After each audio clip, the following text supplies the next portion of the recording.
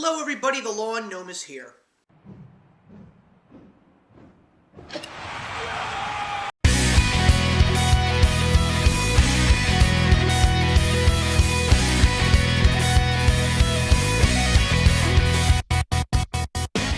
I told you guys that music was going to be really showing up a lot on my channel in the last couple of months of 2019, and it's kind of funny that I've actually been reviewing music more often than I've actually been reviewing movies. But you know what? When bands that I enjoy give me new albums, I have to bring them to you guys because I just don't want you all to miss an amazing opportunity when it comes to listening to fresh music. And we're going to be looking into the world of heavy metal today, and it's definitely going to be an interesting take in regards to heavy metal because these are two albums in that genre that completely stand out, and you've never heard anything like these before. So the first album that we're going to talk about is an album that made me extremely happy to know that this specific group was not necessarily a flash in the pan. Even though I knew it was a pretty good gimmick, I was hoping that they would have staying power. And it's the third album from Baby Metal. Yes, that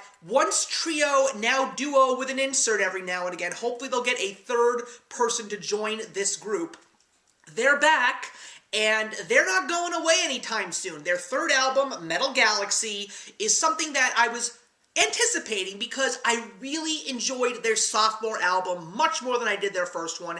It definitely seemed that they were developing their own sound, and they were really giving me something that I truly enjoyed. So knowing that there was going to be a third album coming, I got extremely excited. And I gotta say, they are getting better with every single album. This is definitely them being more innovative, tackling interesting styles of music, but still giving us that unique sound that lets you know that it's Baby Metal. I mean, it's kind of hard not to realize that you're listening to Baby Metal because when you hear this extremely hard music and then you hear the sounds of young Japanese women singing the vocals, you know that it's Baby Metal. But there are some great songs that stand out. I mean, I love Da Da Dance, I love Elevator Girl, Shanti Shanti, which is one of my personal favorite songs on the album. Brand New Day is great, and of course the two singles that I absolutely loved, which I'm so thrilled are on the album, which are Distortion and Starlight. This is a beautiful package. I never stop listening to this album. It is constantly in my player. I love listening to it,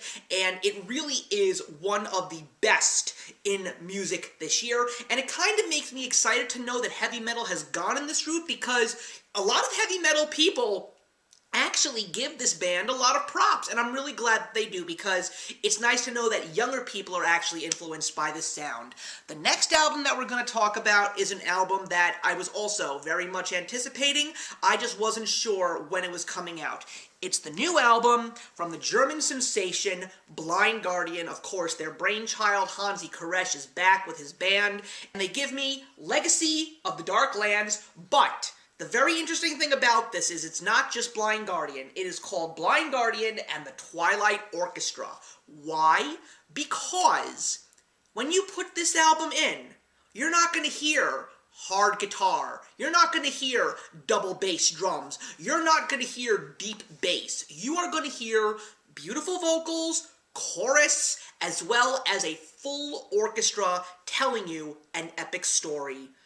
This album is perfect.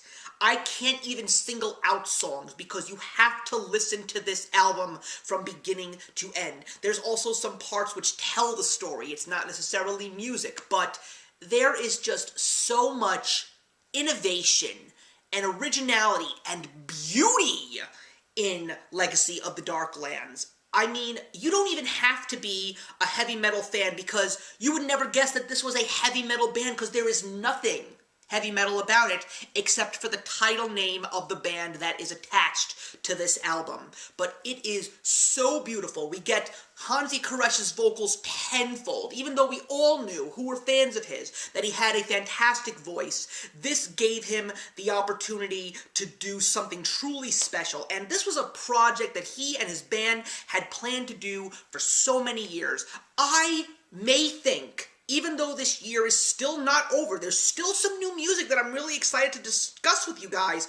This may be the best album of 2019. There is nothing in music today that sounds like this. You are basically transported to a world of fantasy and epicness. You are given the music as if it was sung to you by the bard in the Middle Ages. It is just absolutely fabulous. This is a true masterpiece, a true work of art from a truly talented band. So that's it, everybody. 2 new albums to discuss. I'd love to hear your thoughts in the box below. Let me know if you're a fan of either of these bands, or neither, or both, and we can discuss them in the comments. And I'm looking forward to seeing you in the next one.